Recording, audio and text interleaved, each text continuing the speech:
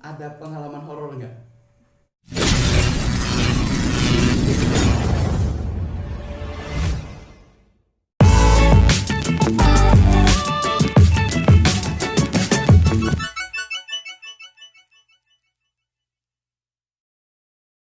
Ada pengalaman horor nggak? Horor Kayaknya kalau kalau ya kalau kalau kita lihat film-film Hollywood ya, kalau film-film di luar ya banyak sekali yang melibatkan para penjaga pintu tol. Tiba-tiba ada yang apa itu psikopat yang eh, nah ada nggak pengalaman-pengalaman horor? horor ada lah. Ada. Iya. Contohnya contoh. Kang. Horor horornya horor hantu ada. Terus Jadi satu horor nggak punya uang biasanya di akhir akhir bulan. akhir bulan, iya benar. Horor hantu kebetulan kan di situ tempat apa namanya, tempat Apa? kumpulan mobil yang kecelakaan gitu. Oh iya iya. Kan yang kecelakaan dibawa ke situ, Oh. ada kantornya. Dekat kantor Kang Niko juga. Iya, dekat. Iya. Terus Ya kan tuh dibawa ke situ kan, lewat situ juga ya. Ya ada yang kebakar gitu kan, ada yang masih ada darahnya gitu. oh, tapi horor misalkan tiba-tiba ada yang ngetok-ngetok kacanya atau misalkan palangnya gerak sendiri gitu. Pernah sih ada. Pernah? Apa? Jadi si pelangnya tuh Eh, kan biasanya nutup ya gitu. ya, Ya kadang pernah tiba-tiba tiba-tiba buka gitu. tiba-tiba buka padahal kita tidak. Padahal nggak ada mobil. Oh, nggak ada mobil, kita pun nggak Operasiin gitu. ngoperasiin. Tiba-tiba buka sendiri. Dan itu di malam hari sih. Iya, pasti malam. Kalau siang mungkin ya setannya yang kurang kerjaan. Iya. Iya. Nah, kan sendiri tuh Hmm. gimana biasanya reaksinya? Udah aja pura-pura nggak lihat atau? Kebetulan kan jadi di satu apa namanya, satu Atau pintu gerbang gitu. Ada beberapa ini ya, beberapa orang pos gitu. beberapa pos. Ada beberapa orang di situ. Ya horor ada, kaget, takut ada gitu ya, panik. Ya, tapi nggak bisa kemana-mana memang. Iya. Oke. Paling cerita lewat jendela, kan ada jendelanya gitu. Iya. Iya. Jendela kayak loket apa ya, karcis ya gitu Iya. ya. Itu komunikasi juga lewat jendela itu atau ada komunikasi di ruangan masing-masing? Kalau alat komunikasi ada. Ada. Cek cek cek cek. Iya. Ya, oke. Seru. Kalau misalkan apa ya, saya tanya yang paling berkesan selama jadi penjaga pintu tol Hmm.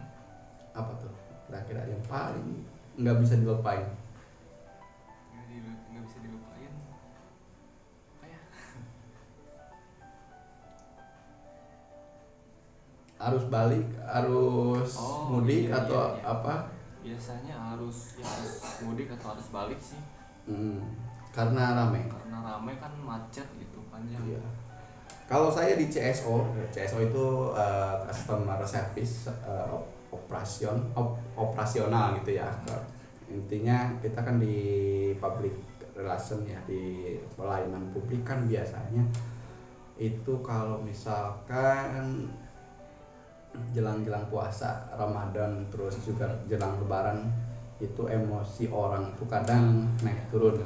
Ya, saya sering sekali kena komplainan. Ya, mungkin di antara penonton saya juga ada yang ingat wajah saya yang yang pernah marah-marah ke saya, terus tapi pada akhirnya ya kita baikan dan malahan saling kenal justru dari konflik itu. Nah, ada nggak komplain-komplain Komplain gitu Heeh. banyak. banyak? Iya. Biasanya tentang apa?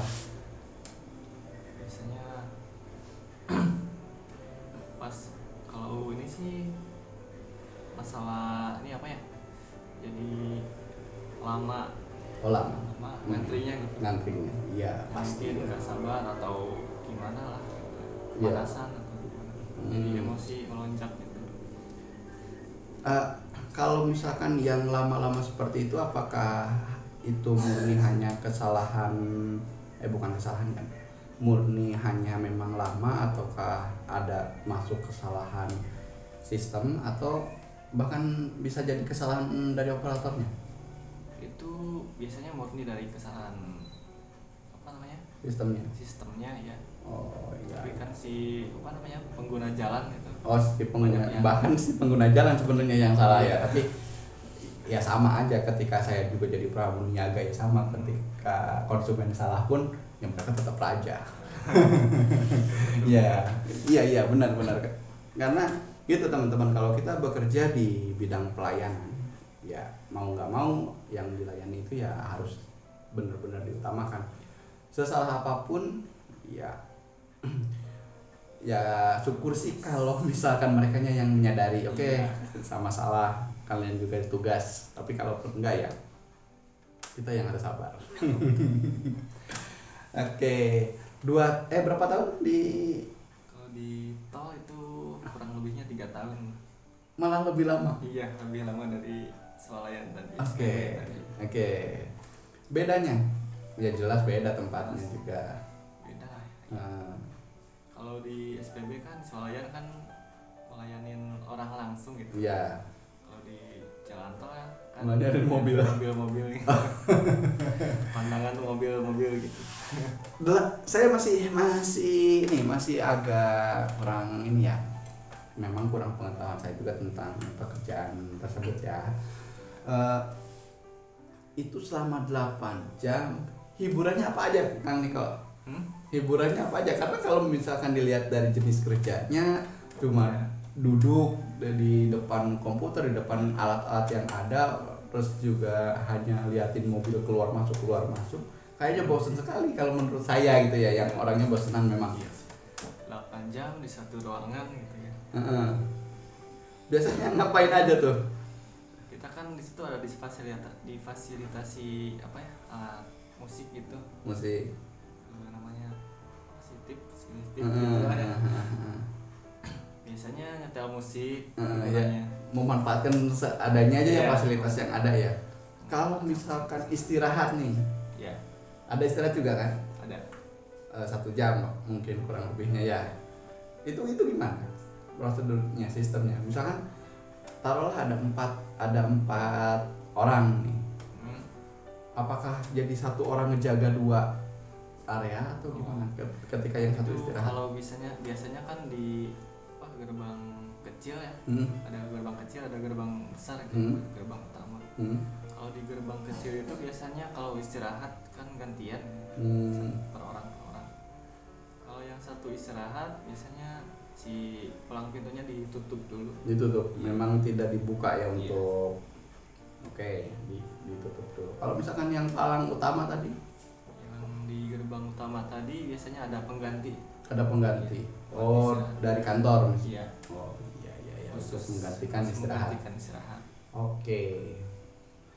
Jadi tetap istirahat terpenuhi, 8 jam juga terpenuhi. Kalau misalkan nih saya ngomongin hal buruk ya, hal terburuk ya. Ketika misalkan lawan shift kita di shift 2 atau di shift 3 ada yang nggak masuk, gimana? Apakah kita yang otomatis backup ngelembur atau gimana? Oh, itu biasanya udah ada jadwalnya ya. Udah ada jadwalnya. Biasanya kalau salah satu dari shift berikutnya ada yang nggak masuk, ada yang lembur ya, 1 orang. Oh, ada. Kalau 2 orang ya 2 orang lembur. Ya, mungkin bisa di 12 ya, seperti itu ya sistem. Oke.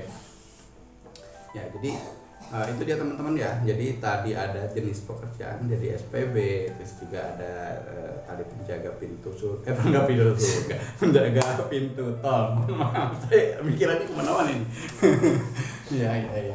Jadi 8 jam juga ya dengan fasilitas yang sudah ada ya sebisa mungkin, karena kalau untuk nyantai pun kayaknya agak sulit juga ya, nyantai seperti apa.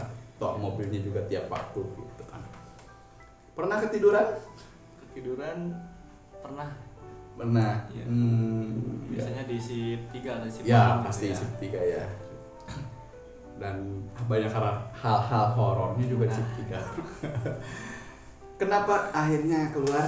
Apakah memang sudah selesai kontraknya atau seperti apa? itu kan pas apa namanya pergantian sistem pembayaran gitu ya. Oh iya, dari cash ke e-tol gitu. Ke kartu ya. Kan kalau e-tol gitu ya nggak butuh banyak manusia. Iya. Oh gitu. Soalnya kan jadi apa namanya? Lebih otomatis lah. Intinya gitu. Jadi ya. Nggak membutuhkan banyak karyawan. Iya karena memang sudah tempel buka gitu ya, nggak perlu banyak jasa manusianya. Gitu. Oke, jadi intinya ketika pergantian itu ya beberapa karyawan mungkin dirumahkan dalam tanda kutip ya. Saya dirumahkan. Oke. Perjalanan masih panjang nih perjalanan Kang Niko setelah jadi penjaga pintu tol, terus juga jadi SPB. Berikutnya waktu itu sebenarnya sebelum jadi SPB itu pernah kerja di suatu perusahaan di bidang distributor gitu ya. Oh, distributor. Distributor produk. Oke, makanan, minuman. Ada makanan, ada non makanan. Oke. Ya. Sebagai apa? Sebagai waktu itu di pernah dua kali divisi gitu. Dua divisi. Pertama masuk di divisi gudang ya. Divisi gudangnya, oke. Yang kedua divisi namanya tuh helper. Iya, helper, paham. Yang ikut sama drivernya. Iya. Mengantar barang. Oke.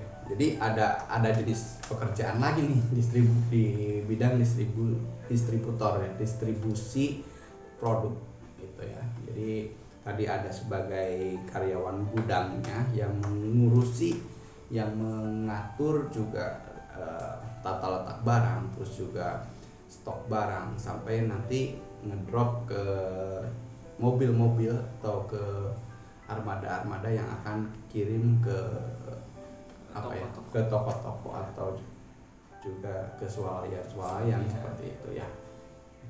Jadi sebelum jadi SPB udah pernah jadi helper juga, udah pernah jadi karyawan gudang di gudang distributor juga.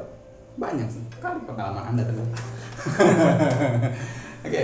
Sampai pada akhirnya saya tahu Kang Niko ini karena memang teman saya, salah satu teman dekat saya juga, akhirnya memutuskan untuk saya mending usaha sendiri. Ya. Mending usaha sendiri, sedikit lama-lama jadi bukit gitu kan, kalau kata peribahasa, atau ngereyeh lama-lama jadi base gitu. Kalau kata bahasa Sunda. Gitu ya Kang Niko ya. Jadi dari sekian banyak pengalaman kerja itu apa yang bisa diambil nih, bahwa kerja di orang mah seperti apa? Dari sekian banyak pengalaman saya bekerja di apa namanya? Ya. Di perusahaan orang gitu. Gitu. Apa tadi pertanyaannya? Ya, jadi apa yang bisa disimpulkan, yang bisa diambil pelajarannya, diambil hikmahnya apa? Kalau jadi kan pada akhirnya sampai di titik balik kan kok mendingan usaha gitu kan. Kan berarti kan ada perbandingan nih. Ternyata dari sekian banyak tempat kerja tuh, kita tuh kalau kerja di orang mah ya mungkin yang pertama ya jadi jadwal kerja kita diatur, terus juga harus ada aturan yang ditaati, terus juga tidak bisa seenaknya misalnya gitu. Jadi apa yang bisa disimpulkan dari rangkaian pekerjaan Kang Niko di orang lain gitu ya, di tempat orang? Ya mungkin teman-teman juga merasakan ya. Kalau kerja di orang lain gitu nggak enak, apa namanya, nggak ada yang enak lah gitu. Ya. Dalam tanda kutip bukan berarti kerja di orang jadi salah, bukan, tapi nggak ada yang enak. Maksud Kang Niko nggak ada yang sesuai dengan apa yang kita mau banget gitu kan, nggak ada yang sesuai dengan passion kita banget nggak ada yang sesuai dengan apa yang kita harapkan banget. Pasti ada positif negatifnya gitu. Ya, terus Kang Niko silakan. Ya kan apa namanya, di suatu perusahaan kalau kita bekerja di orang lain gitu kan ada peraturan gitu ya. Kita kan nggak bisa seenaknya gitu, ada harus mentaati peraturan tersebut. Ya, karena memang harus. Karena sekali lagi untuk Anda yang memang tidak bisa di dalam tanda kutip tidak mau diatur gitu ya silakan buka lapangan kerja sendiri. Kalau hanya mengandalkan kerja di orang, nggak akan ada yang benar-benar sesuai dengan harapan kita gitu. Nah, makanya dulu juga saya termasuk yang idealis juga gitu kan untuk kerja ya, ketika itu juga idealis. Tapi ya saya berpikir lagi, ketika idealis pun ketika kita belum punya power yang kuat ya tetap aja gitu kan, akhirnya ketika butuh duit ya idealisnya agak kesampingin. Tetap aja kerjaan ya tetap di orang gitu kan. Jadi kalau misalkan memang mau dengan idealis kita, yang benar katakan kok mendingan buka usaha sendiri. Tapi ya itu juga nggak mudah ya, bener kan? Bisa diceritakan awal-awal buka usaha? Awal buka usaha itu ya nggak seperti yang Kak Ajay bilang tadi, nggak mudah ya. Ya kebetulan kan saya dari kecil itu udah seneng jualan lah gitu ya. Karena ya mungkin karena keadaan. Oke. Ini bukan program lain kalau ini bukan program sedih-sedihan, tapi ya udah nggak apa-apa, silakan. Ya karena keadaan ya. Oke, jadi saya kan udah sedikitnya punya pengalaman gitu di bidang perdagangan jualan gitu ya. Jadi akhirnya setelah, dan kebetulan juga ayah tuh pernah ya berada di pernah jualan gitu. Jadi ada sedikitnya ada ilmu lah yang saya ambil. Jadi bukan kalau apa sih, turunan, bukan genetis. Kalau bakat misalkan bakat dagang gitu, kayaknya ada ya. Ada yang genetis juga ya. Silakan dibuktikan setelah saya ada nggak ya udah. Berarti setelah itu penjaga pintu tol itu pekerjaan formal terakhir mungkin sampai sekarang ya. Mungkin formal dalam tanda kutip yang berjadwal gitu, bisa dibilang enggak ya, bukan. Setelah itu ada lagi ya. Mungkin setelah itu pernah saya kan terjun di buka usaha sendiri gitu ya. Ya mungkin saya juga kan termasuk orang yang ideal gitu ya, idealis. Ya. Idealisnya seperti apa? Idealisnya yang ya mungkin di saat saya punya kepercayaan atau suatu prinsip gitu. Saya harus konsisten dalam prinsip itu. Oke. Ya mungkin sesaat itu ya mungkin karena faktor ekonomi gitu ya seperti yang Kang Ajay tadi bilang, karena faktor ekonomi jadi idealisnya dikesampingkan dulu. Jadi pas saat itu kerja lagi ya. Di mana tuh? Pernah jadi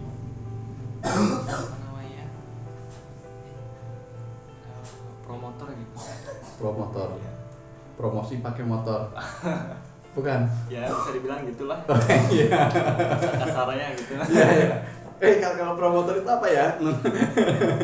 Promotor ya, pokoknya itulah. Terus itu bawa produk juga. Kebetulan saya bawa produk.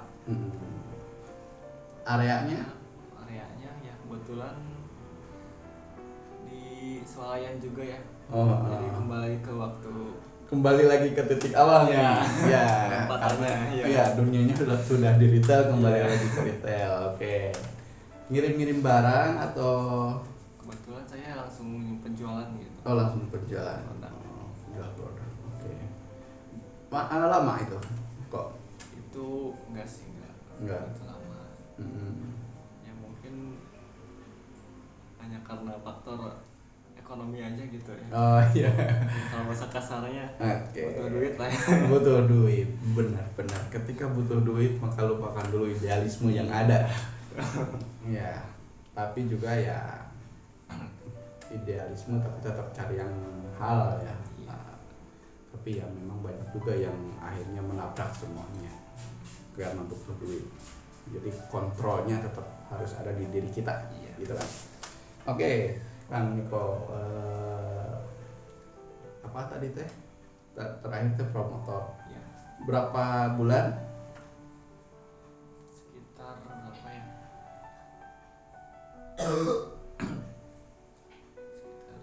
Sekitar 3 bulanan gitu. 3 bulanan. Cuman sebentar. Lumayan ya. Oke, setelah itu kayaknya itu di tahun-tahun berapa kan? Waktu itu di tahun berapa ya? 2019. Oh, pantesan ya. Kayaknya sekitar sebelum pandemi. Iya, kayaknya tahun-tahun itu karena kalau 2019 ke sini 2020 2021 saya udah kembali lagi ke Majalengka, tapi di 2018 2019 saya di Jakarta. Oh ya, benar. Jadi kurang begitu mengikuti kalau yang saat itu ya Kang Niko ya. Tapi kalau kesininya kan saya tahu nih karena sedikit banyak kan ya teman-teman saya banyak, tapi yang dekat nggak banyak juga. Jadi yang dekat-dekat ini masih saya tahu perkembangannya. Misalkan yang kemarin Hilman ya, Muhammad Hilman yang kemarin saya ngobrol di GGM, ngobrol nggak usah dibahas, ngobrolnya jadi gibah nanti. Ya, yang kemarin ngobrol di GGM, teman kita kan di satu lingkaran itu kan. Jadi sampai sekarang pun masih komunikasi baik. Kalau sekarang nih lagi sibuk ngerintis apa, usaha apa Kang? Sekarang saat ini itu saya merintis usaha di bidang kuliner. Di bidang kuliner, ya. Kemarin juga kalau teman-teman yang suka seblak, terus juga itu ya di kemarin kan Niko sempat di bidang itu ataupun jualan komoditas itu. Kalau sekarang di bidang cemilan. Oh, di bidang cemilan. Kok bidang? ya di cemilan-cemilan. Nanti produknya mungkin nanti produknya kalau udah mulai atau baru? Alhamdulillah udah mulai. Oke. Boleh nanti itu jualan di mana Kang Niko? Kebetulan sekarang di depan rumah saya. Masih di depan rumah ya, belum karena pandemi. Ya, karena pandemi. Sebelum pandemi Kang Niko pernah juga di Jatiwangi ya saat itu ya. Di Jatiwangi dekat boleh nyebut enggak ya? Pokoknya di Jatiwangi lah saat itu. Terus keburu pandemi, PPKM dan lain-lain. Jadi balik lagi ke rumah lah gitu. Tapi terus berusaha, terus berjuang ya untuk tadi supaya bisa pertama yang menghidupi diri, terus juga menyulam ekonomi yang memang semua orang kena kan ya di pandemi, semua orang kena, mau yang usaha mau yang kerja gitu, ada yang dirumahkan, mau yang kecil maupun yang besar. Benar, semua kena. Wah, Kang Ajay apalagi curhat dong. Ya. Enggak, sekarang lagi merintis usaha baru di depan rumah, tapi ya mudah-mudahan tadi ngereueuh lama-lama jadi basuh gitu ya. Jadi mudah-mudahan lancar terus. Amin. Nah, kita ke main kartu dulu nih, yang kartu kedua biasanya 3. Nah, ini baru 2 udah panjang sekali durasinya, udah 50 menit ya. Nggak apa-apa. Ini gimana ya? Satu lagi. Ambil satu kan. Nah, kita ke konklusi terakhir. Oke, boleh dilihat.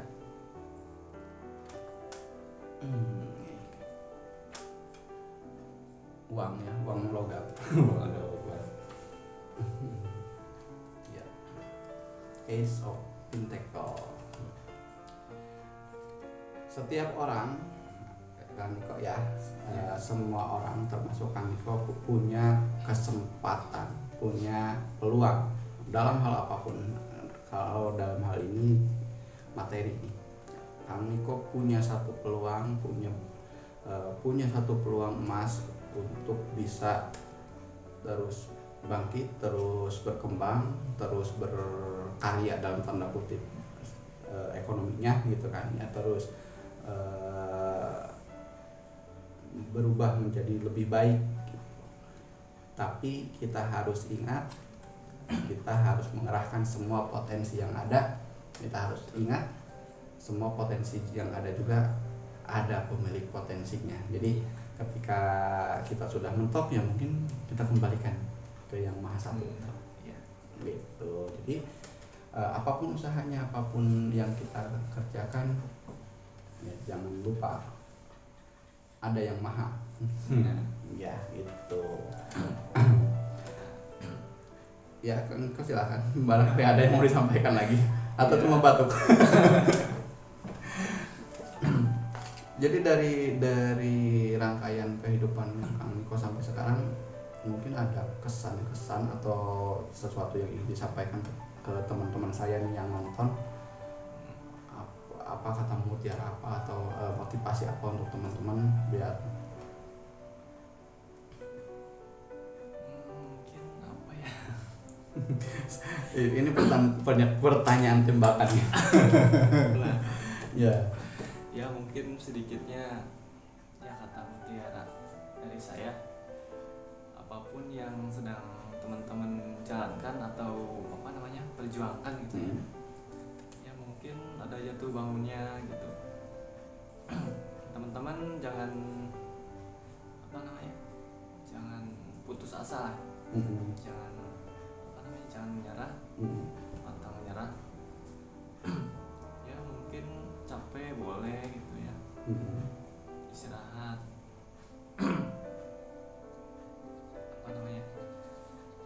Jatuh bangun itu udah yang biasa ya dalam hidup gitu. Ya, jatuh bangun jangan sampai jatuh terus, dan juga jangan sampai bangun terus lelah ya. Iya, gitu. Jadi ada istirahatnya, ada bangunnya. Ya, mungkin bisa dibilang ketika kita jatuh, ketika kita berhenti, ketika kita terjungkal, itu adalah momentum untuk mengistirahatkan diri supaya ketika kita berlari lagi, larinya makin cepat, seperti busur panah, seperti anak panah. Ketika ditarik ke belakang, mungkin saat ke belakang ini kita jatuh, kita terjungkal, kita terpeleset, kita tidur, kita istirahat. Tapi ketika dia dilesatkan, kecepatannya luar biasa, dan itu bisa mencapai tujuan asal diarahkan dengan baik. Siapa yang mengarahkannya? Diri kita. Dan jangan lupa sambungkan dengan yang di atas. Nah, ya gitu. Betul. Gak harus nyari ke atas. Iya, gitu. Urusan percintaan ini harus ada nih di setiap obrolan. Oke, terakhir.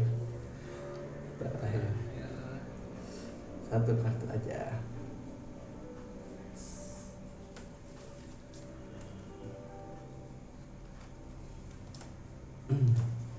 Anda sedang berjuang untuk satu orang wanita di sana, sedang berjuang untuk menjadi yang terbaik agar mendapatkan kamu yang baik juga. Jadi untuk kamunya yang lagi diperjuangkan sama Kang Niko, selamat menunggu untuk dihalalkan tentunya.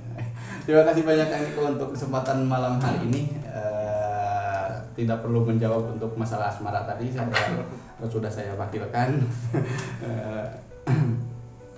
Terima kasih. Terus juga semoga usahanya tetap lancar, semoga apa yang sedang diupayakan bisa berhasil. Amin. Itu dia perbincangan kita di ruang pribadi untuk episode kali ini dengan Kang Niko dan Majalengka ya. Terima kasih banyak atas perhatian dan juga jangan lupa tonton terus channel-channel berikutnya dengan teman-teman saya yang lain yang akan menceritakan juga masalah-masalah dan juga jenis-jenis pekerjaan lainnya. Hari ini kita tahu ada SPB, ada juga penjaga pintu tol, ada promotor, ada juga tadi ya usahawan gitu ya, pengusaha. Lain kali tentunya dengan episode yang lain. Terima kasih, saya Aja Jenny dan saya Niko Budiana Putra. Selamat malam, sampai jumpa.